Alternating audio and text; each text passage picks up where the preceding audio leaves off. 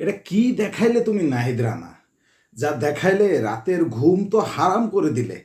একাই ওয়েস্ট ইন্ডিজের ব্যাটসম্যানদের হাত পা ভেঙে পঙ্গু করে ছেড়ে দিল এই দুধের বাচ্চাটা। এই দুধের বাচ্চার বলই খেলতে পারলো না ওয়েস্ট ইন্ডিজ। 164 রান করে বাংলাদেশ লিড নিল। কতটা হাস্যকর একটা ব্যাপার, সত্যি জটিল হাস্যকর ব্যাপার। মানে হাসবো না কাঁদবো বুঝে উঠতে পারতেছি না। 164 রানে অল আউট বাংলাদেশ, সেইখান থেকে ওয়েস্ট ইন্ডিজ 146 রানে অল আউট। নাহিদ রানা পাঁচটা উইকেট নিছে, পাঁচটা। নাহিদের বল বুঝার কোনো লাইনই হয়নি ওয়েস্ট ইন্ডিজের ব্যাটসম্যানদের। আসছে আর গেছে, আসছে আর গেছে। কি যে একটা অবস্থা!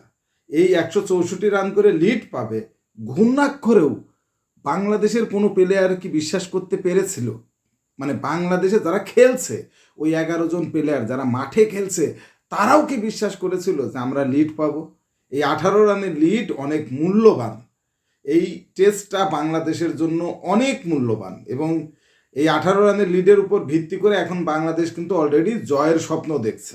ওয়েস্ট ইন্ডিজের পেসাররাও দুর্দান্ত বল করবে, সেটা বোঝা যাচ্ছে। তবে ওদের বল যদি একটু দেখে শুনে খেলা যায়, যা অবস্থা তাতে 200 রানের মতো যদি বাংলাদেশ দল করে ফেলতে পারে বাই চান্স, তাইলে এই টেস্ট কিন্তু জেতা অসম্ভব কিছু না। কারণ এই টেস্টের রেজাল্ট হবেই ভাই। এই টেস্টের রেজাল্ট না হওয়ার কোনো কারণ নেই। যে কোনো দল জিতবে, হয় বাংলাদেশ নয় ওয়েস্ট ইন্ডিজ। এই টেস্ট ড্র হওয়ার কোনো সুযোগ নাই। মানে 94 রানে 3 উইকেট যে দলটার, সেই দলটা 146 রানে অল আউট হয়ে গেল। নাহিদ রানার বলে কোনো প্রশ্নের উত্তরই খুঁজে পেল না, আসলো আর গেল। সত্যি দুর্দান্ত বল, যেমন গতি ছেলেটার, তেমন মানে বলের লাইন লেন্থ। 18 ওভারে 61টা রান দিয়ে 5 উইকেট নিয়েছে এই ছেলে। সব থেকে বড় কথা, ওয়েস্ট ইন্ডিজের ব্যাটসম্যানরা কখনোই স্বস্তিতে ছিল না। 65 ওভার ব্যাট করে 146 রান করছে, চিন্তা করা যায়? মানে হালার পুতেরা, তোরা 20 ওভারের ম্যাচেও তো 146-এর বেশি করতে, তাহলে একটু জোরে জোরে খেল। মানে এমন অবস্থা, বল দেখবে কি, মানে চোখে চশমা লাগিয়ে এসে ওই বল দেখার মতো কোনো কায়দা ছিল না। আর নাহিদকে সঙ্গ দিছে হাসান মাহমুদ, আমাদের তরুণ তুর্কি। 11 ওভারে মাত্র 19 রান দিয়েছে। একদিক থেকে রান চাপিয়েছে, আর ওই দিক থেকে নাহিদ রানা নিছে উইকেট। তরুণ তুর্কি হাসান মাহমুদ 2 উইকেট নিছে। তার পাশাপাশি একটা করে উইকেট নিয়েছে তাসকিন, তাইজুল, মেহেদি মিরাজ। আজকে এমন একটা অবস্থা, যে বল করবে সেই উইকেট পাবে। প্রত্যেকটা বলার একটা করে উইকেট পেয়েছে। তার মানে ওই জায়গায় দাঁড়ালো, যে বল করবে সেই উইকেট পাবে। এই ব্যাপারটা এরকমই, মানে হুড়মুড় করে তাসের ঘরের মতো ভেঙে চুড়ে তছনছ হয়ে গেল ওয়েস্ট ইন্ডিজের ব্যাটিং লাইন আপ। আমি তো ভাবতেই পারিনি যে হঠাৎ করে কি হলো, মানে টর্নেডো, ঘূর্ণিঝড়, কোনটা হলো? ঘূর্ণিঝড় তো হয়েছে, নাহিদ রানা ঘূর্ণিঝড়। এই ঘূর্ণিঝড়ের নাম নাহিদ রানা। যা করলো ভাই ছেলেটা, একাই 100 জনের কাজ করে দিয়েছে।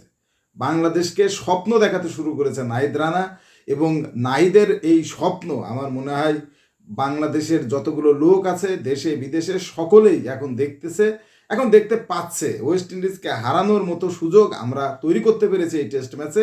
এর আগেও কিন্তু আমরা ওয়েস্ট ইন্ডিজের মাটিতে ওয়েস্ট ইন্ডিজকে সিরিজ হারিয়েছি। সেই জায়গা থেকে একটা বড় সুযোগ এসেছে। বাংলাদেশের ব্যাটসম্যানরা যদি মানে আবালের মতো ব্যাট না করে, যদি সুন্দর করে বল বল বিবেচনা করে খেলে, বাজে বলগুলো যদি শুধু হিট করে, আর মানে ভালো বলগুলো যদি ছেড়ে দেয়, এইভাবে যদি খেলে, কারণ সময় আছে, প্রচুর সময় আছে, আস্তে আস্তে করে যদি রানের চাকাটা ঘোরাতে পারে, যদি যে বললাম যে 200 রানের লিড যদি নিতে পারে, আমার মনে হয় এই টেস্ট ম্যাচ জেতা আমাদের জন্য সম্ভব। আমি বারবারই বলছি, বাংলাদেশের বোলাররা কিন্তু চমৎকার ফর্মে আছে, শুধুমাত্র ব্যাটসম্যানরা যদি তাদেরকে একটু সুযোগ করে দিতে পারে।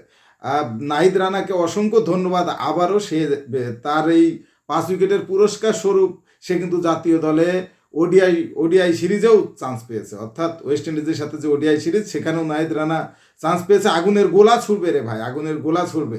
এখনো 20 বছর পোজেনি এই নাহিদ রানার, তার ভেতরেই যত কাণ্ড সে করছে, সত্যি খুবই উপভোগ্য। নাহিদ রানার বল তোমরা যারা দেখতে পারেনি ডাইরেক্ট, অন্তত হাইলাইটসটা দেখো, চোখের শান্তি হবে রে ভাই, চোখের শান্তি হবে।